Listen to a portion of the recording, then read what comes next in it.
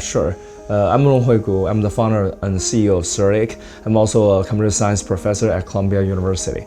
So my research is focused on cybersecurity and formal verification.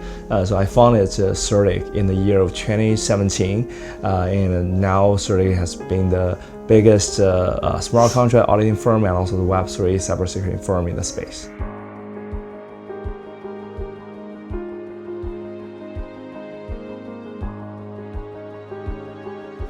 Sure. So my research was focusing in this area, and in the year of 2016, we made a research breakthrough and built CertiK OS, which is the world's first fully verified multiprocessor OS kernel, and is proven to be hacker-resistant and anti-bugs, basically bug-free systems, and it's being used by DARPA, U.S. Army, and deployed on the unmanned ground vehicle called the Landshark.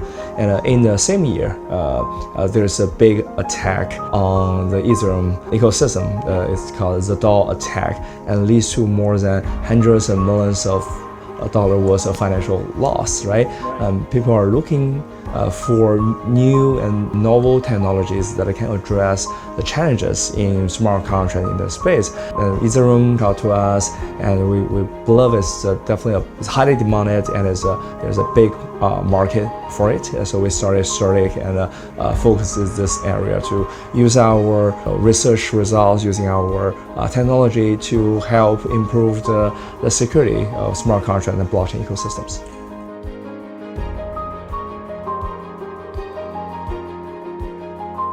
Yeah, it's really a great question.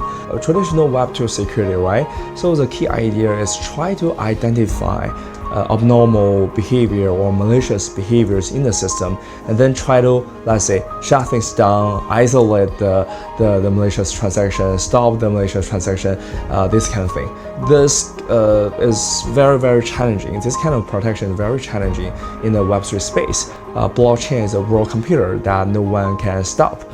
Even if you find some malicious transactions, you can't stop it. Actually, no one can stop it. And also for smart contracts, basically are programs running on top of blockchains, right? It has some unique features, like real-world contracts. Once signed, once deployed, once agreed by all the parties, you can't make changes. A large amount of crypto assets, sometimes even more than hundreds of millions of dollars worth. And also, in order to reach consensus, many of these kind of like smart contracts are open sourced. In a sense that the hackers can read the source code of smart contracts, try to find vulnerabilities and perform attack, and no one can stop this kind of like malicious transactions. So that's why it's so challenging. Directly related, connected to digital asset. Yes. Like cash. Yes, a lot of asset there. So what makes CertiK's approach different from other Web3 security companies? It's a good question. So first of all, I would say CertiK was built on top of our research results. The techniques that I mentioned as formal verification, right? It is a way to perform mathematical proofs for some properties over a piece of software. So you can see it's a really good weapon, right, against the challenges that I just mentioned, right, for smart contracts, for blockchains, right? So if we can prove some properties hold, so then it's safe to be deployed, even if you can't make any changes in the future, right? So this is one part, but I would say, to be honest, especially when we deal with very complicated smart contracts and also blockchain implementation themselves, it's hard to apply formal verification. It's hard to verify many complex properties. So we still need to develop lots of underlying tools, including both static tools, dynamic tools, and model checking tools, and we have to involve all these knowledges with the pace of the Web3 industry. CertiK, our strengths are our researchers, our engineers, our kind of like accumulation in the technology, and also in the number of clients and the market share. So we can see enough number of clients, the code base, to make our technology more advanced.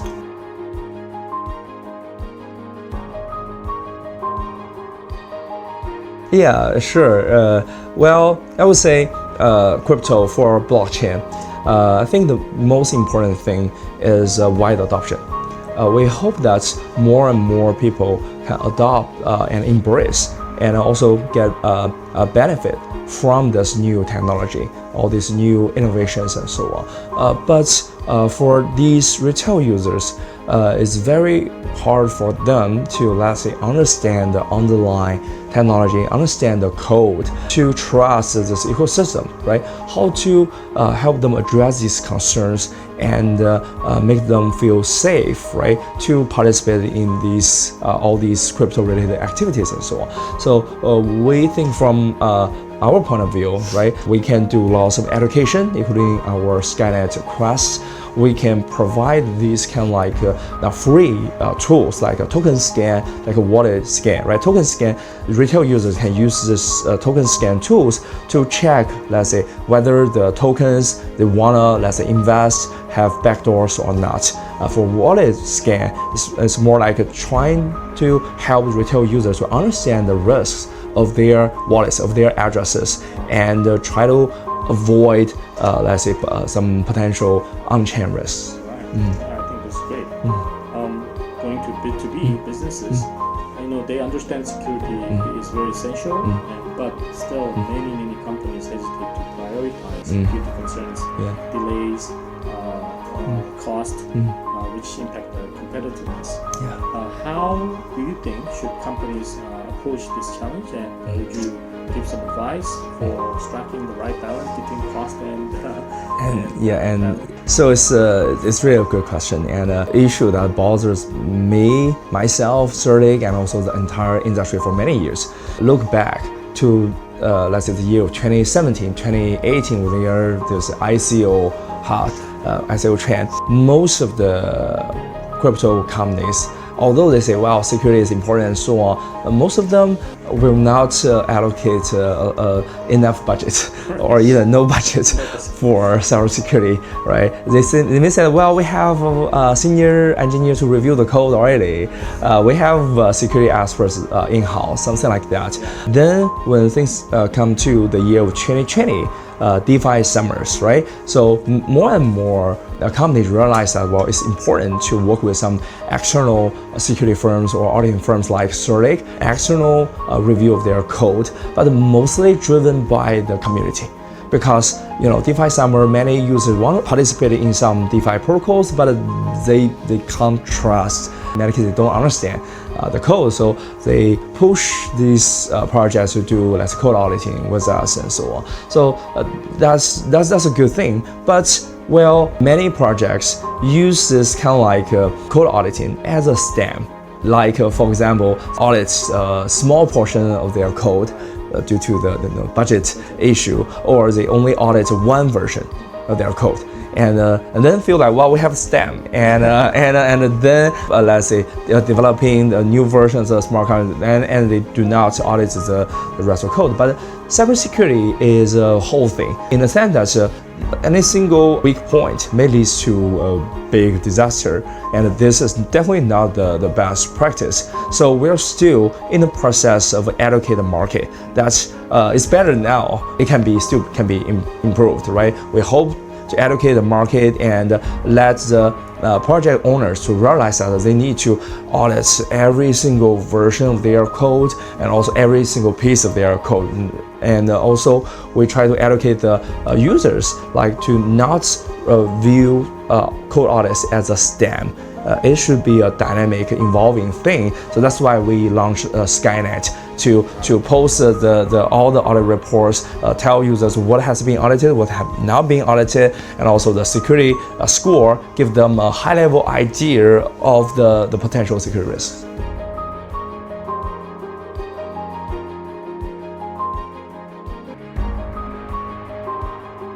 Yes, good question.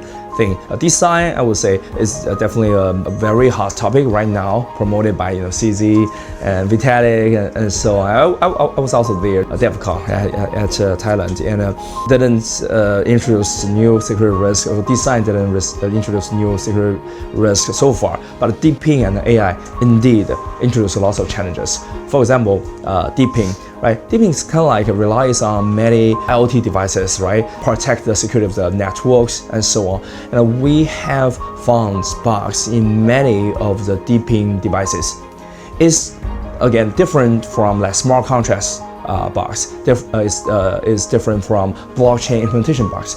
Well, the IoT devices themselves may have bugs. And also, most of these DePIN networks, they share the same kind of or same version of these physical devices. And if there are vulnerabilities, critical vulnerabilities there, and utilized by the hackers, they can kind of crash the entire network and perform this 51% attack. Very dangerous. And at this moment, many of the DePIN network providers, they didn't realize the risk yet, because most of the devices are not made by them, right? Made by some other factories and so on, and they have no control, and they do not have full understanding of this hardware risk there. So we find many vulnerabilities. We talk to the DePIN network providers, but I would say they still not pay enough attention on it. Understand you have provided consultation to government bodies such as MAS, Monetary Authority of Singapore, and Hong Kong authorities. How are Web3 regulations incorporating security considerations, and what kind of security regulations do you believe are necessary for a future and safer ecosystem? Yeah, that's a good question. And so I serve on the International Technical Advisory Board of MAS, also Hong Kong Web3 Task Force. And I would say that first of all, the most important thing for regulatory framework is that we need a clear regulatory framework for crypto and blockchain and so on. That's really important, no matter how it looks like. If we have a clear one, well, everyone knows how we can do business, how we can design new things, how to make innovations and so on. Right now, the biggest issue is still many regulatory frameworks are still unclear, especially let's say in US, right? Who should drive the market and so on. We hope that with the new admin office, things can be much more clear, and we also hope that this new clear one is pro-crypto. Is a pro-crypto one. Well, during our previous involvements with this governments and so on, so the first thing we noticed that, well, the governments kind of like are a little bit afraid of this like crypto blockchain innovations because there are lots of risks, right? Because they can't fully understand, control and estimate the risks there.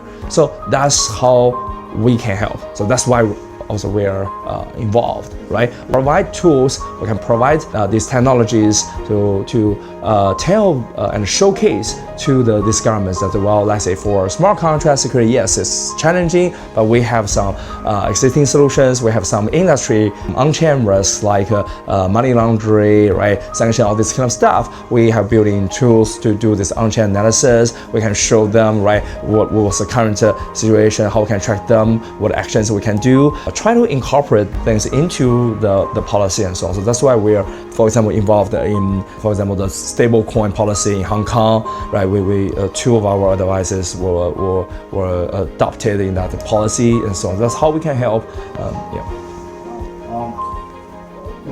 In line with that, what would you identify as the most prominent trend in Web3 security? So I can give you some data, like in the year of 2024, so more than $2 billion financial loss due to, let's say, vulnerabilities, bugs, issues, scams in the crypto space, which is actually, this number is more than the number in the year of 2023. But the good news is that, well, number and the financial loss due to bugs in smart contracts and in blockchain systems themselves, this number has been decreased a lot.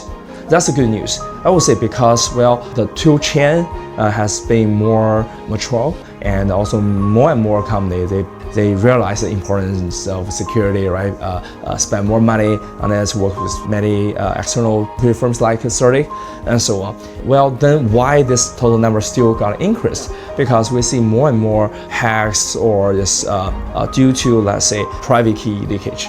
Right, the mismanagement of this private key assets, and also insider threats, insider jobs, right?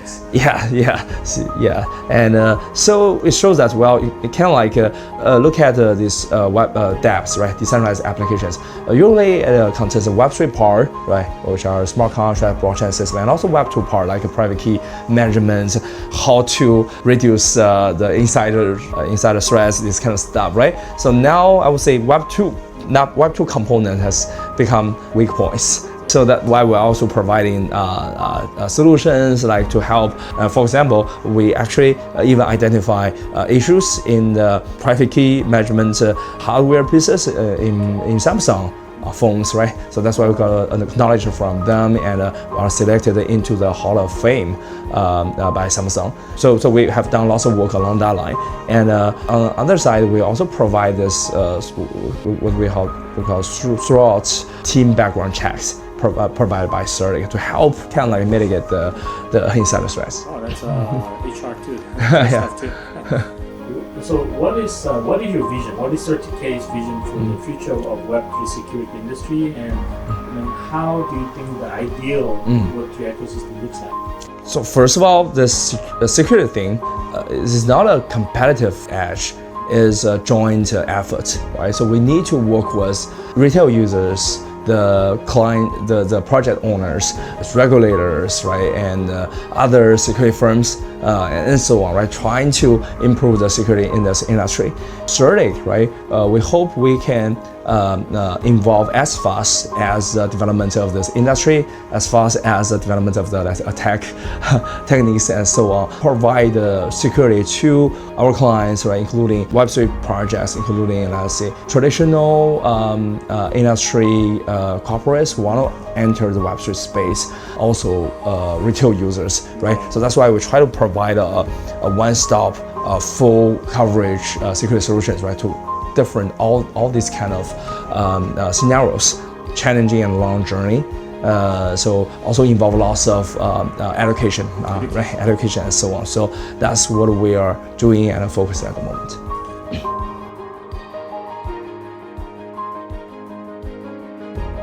Yeah, so as I mentioned, well, it's a joint effort, right? So involve all the participants, right, to pay more attention to cybersecurity and so on. For project owners, I would say, as I mentioned, security is the whole thing. It's not like, if you secure one version, well, job is done. No, you have to try to secure all the versions, and you need to work with external firms. Even if the code remains the same, you still need to actively work with security firms because attack techniques are also involved, yeah, and so on. So this is my, let's say, take-home message to project owners. And then for retail users, I would say, well, do your own research. But we know how hard it is, right? Most retail users they do not have computer science background, right? They can't understand code. So how to do their own research, right? I would say, let's say there are many platforms right now provide data, information of these projects, of these cryptocurrencies and so on, including CertiK's Skynet website. They are this information right now, I would say, pretty straightforward and easy to digest, and the more research before, let's say, invest or put the money in. Advice I would say I borrow from CZ during our fireside chat, and the advice he gave is that, well, control the risk by, let's say, when the retail users do investment into some crypto and so on, it has to be within some threshold, in the sense that even if you lost all this investment, it will still not affect your normal life. That can be considered as a safe threshold, right? Yeah, thank you. Thank you. It's so great. That's the final question. Maybe do you have maybe some last comment for our audience at TokenPost? Yeah, sure. So I would say during my visits Korea, we are glad to see many, I would say, new involvements, innovations done in the Korean market. For example, our collaboration with BDI, right, the Busan Digital Asset Exchange, and we also learned that the Busan city tried to become a crypto city. right? So it's definitely it's great, very visionary, and we hope that CertiK can help in this vision and help provide security services, on-chain compliance tools, and so on. Try to make this vision, this journey as smooth as possible. Well, thank you very much. That's it for today, and thank you for your time again. And I didn't expect this security interview to be interesting. Thanks for the You cable. made it very easy to digest. Thank you for the invitation. Yeah, that was all. Thank you, sir. Thank you. Yeah.